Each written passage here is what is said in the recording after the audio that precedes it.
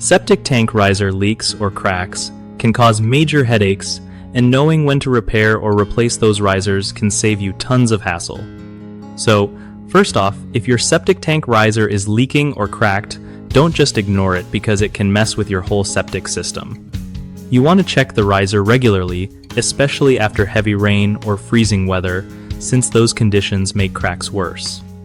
If the crack is small and not leaking too bad, you might be able to patch it up with a waterproof sealant designed for septic tanks.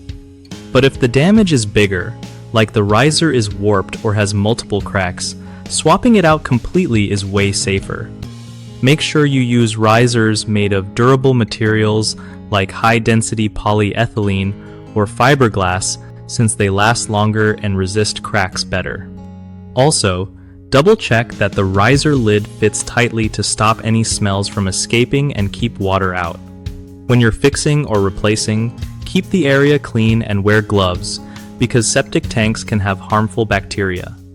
And if you are unsure about how bad the damage is or how to fix it properly, it never hurts to call a pro who knows septic systems.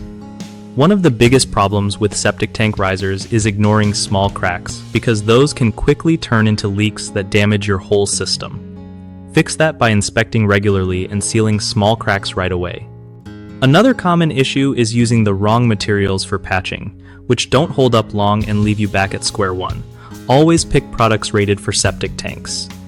Last, people often don't secure the riser lids properly, leading to bad smells and water intrusion. Make sure the lids snap tight and are checked every season. BigHomeProjects.com is super helpful because it connects homeowners with trusted local contractors who know exactly how to handle septic tank repairs right. Plus, it gives contractors a solid way to find new jobs and grow their business in their area.